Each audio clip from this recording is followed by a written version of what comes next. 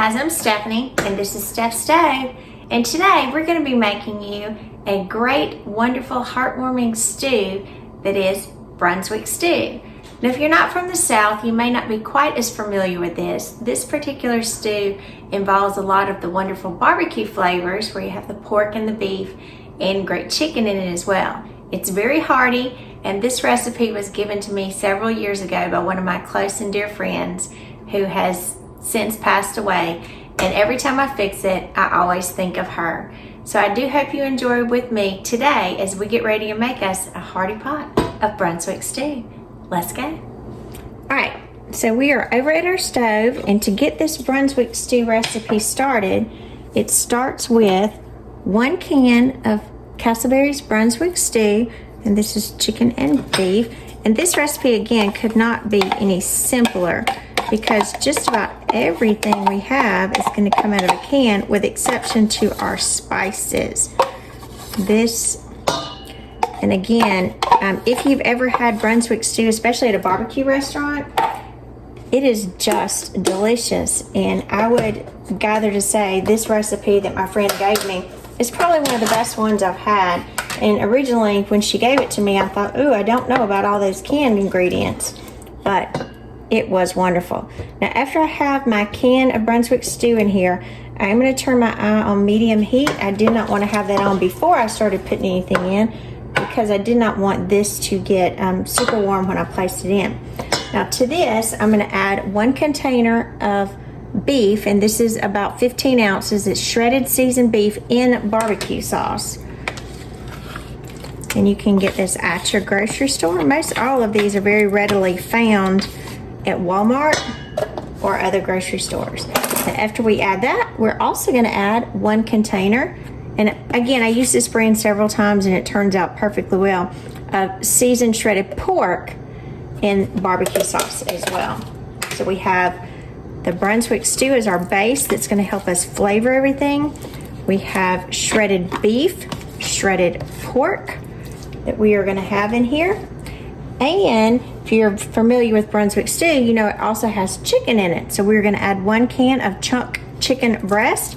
And I did drain this can. And if you like a lot more chicken, you definitely could add a little bit more. But this will make quite a bit. And I'm going to just quickly kind of mix this together very gently, I would say. Just kind of mashing it down.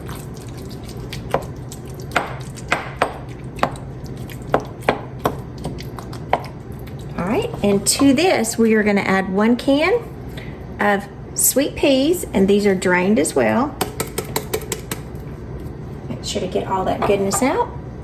And then we are going to add 1 can of whole kernel corn. And again, on this, the canned vegetables, the brands don't matter. Doesn't matter, I shouldn't say don't, but doesn't matter, because it's going to be mixed in there. If you'll notice, a lot of times I will buy the store brand on many of things like that, because after they're cooked together, I personally can't really tell a difference, so why pay more?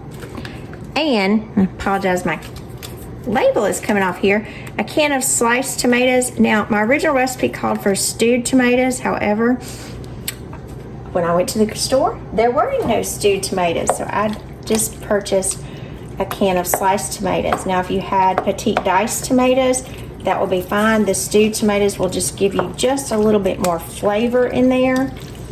And if you kind of think about if you've had this off at a restaurant, it does have very much of a barbecue base to it, and tomato too. All right, so we're going to mix those together. And then to this, I'm also going to add, now you can add at this point a can of cream corn. Now generally when I get cream corn, I use cream corn like this in the tube, and I always purchase the white cream corn or white Silver Queen style corn because it is sweeter. So I did want to show you if you're not used to seeing this. This particular corn is found in the freezer section, and so I've had it frozen, so I'm going to snip that end off. And I do have a bowl over there, unless you can't see it. And I'm just going to squeeze this out. And if you were raised on a farm or with sweet southern Silver Queen corn, as wonderful cream corn is so good. And it's totally different than what you have in the can. And again, I can think of all the summers that my mom, my dad, and my grandparents were, you know, getting the corn out of the field, and my mom was spending hours upon hours shucking the corn and scraping the corn for the wonderful cream corn that was coming out. And I've done it many times as well as an adult. But I will say, when I came across this particular corn, it's just amazing. I had an older gentleman one time that worked with me, and when I say older, he was probably in his 80s, and he had a large farm in a surrounding county. And I remember one summer he told me, he said, gosh, I said, Stephanie, I've been so busy over the weekend. I called him by name. I said, what did you do? Because I knew, you know, a lot of the vegetables and stuff was in. He said, I put up 100 packages of sweet Silver Queen corn. I said, oh my gosh. I said, that must have took you forever. He said it took about 20 minutes. And I was intrigued at what his style that took such short amount of time. And he said, I just got in my truck, drove to the grocery store. He said, I bought, you know, all the bags. He said 100 bundles of this Mackenzie sweet corn. He said, and I come home, I opened my freezer door and put it in there. He said, I will never put up corn again. So I just kind of chuckled, and he's right. It is very similar to the good old-fashioned sweet corn that my mother and grandmother would put up. Sometimes you can doctor it up just a little bit, and it is amazing. All right, so we have all of our base here together. And again, I've just gently stirred that together. So now at this point, we are going to need to add some seasonings to this. So the seasonings that we are going to add, and if you think about what traditional Brunswick stew, if you've ever made it, we are going to have to add a tablespoon, apologize, that was a little loud of my measuring cup, a tablespoon of white vinegar, because it's going to have a little bite. So there's a tablespoon of vinegar. Here it already heating up and kind of pumping. Just a little bit. A tablespoon of lemon juice.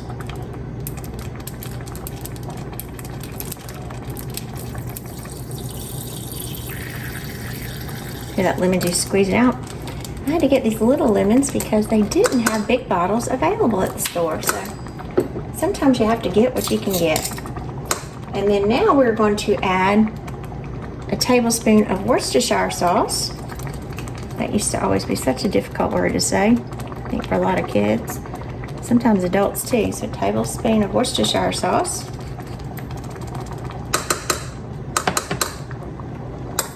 I'll put that in there. And a tablespoon of onion salt. That does sound like a lot, but we've got to have it really well seasoned.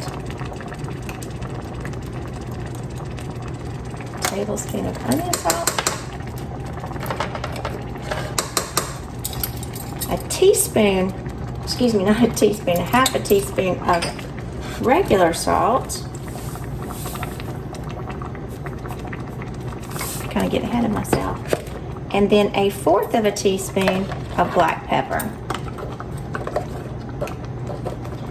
Get that in there. Just black pepper. All right, and now all we have to do is let all of this goodness simmer and come together, and we'll have us an amazing pot of Brunswick stew that will taste just like we've cooked it all day. So again, everything is really cooked. All you're doing at this point is heating it through.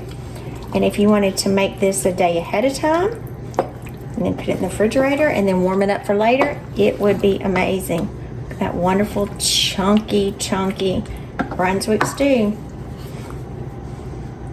Oh, and those smells, just amazing. And there we go. We're just gonna let this sit for about 30 minutes or so, stirring occasionally just to be sure that nothing sticks or burns on the bottom. Anytime you have something thick like this, you want to kind of stir from the bottom to be sure, again, like I said, nothing's sticking or burning.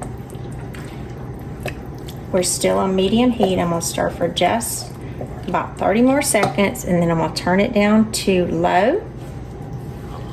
And and then just stir every couple of minutes until it's warmed through. Perfect, wonderful Brunswick stew. I'm Stephanie, and this has been Steph's Stew, where today we made a quick and easy and oh so tasty Brunswick stew. And as I told you earlier, this recipe reminds me of my dear sweet friend. Her name was Lisa, and she passed away way too early. She shared this recipe with me, and we enjoyed it many wonderful times. At work socials, we did work together as well, on girls' trips out, football games, and so forth. And it always makes me think of her. And I do hope you enjoy this recipe as much as we have throughout the years. And remember, food brings us together. It has lots of wonderful memories. And even when our loved ones are no longer with us, we can enjoy the things that brought us together and remember them. From my heart to yours, thank you so much for watching. Remember, give us a thumbs up, click that subscribe button, and remember, Steph's Stew, we're making memories one dish at a time. Good night.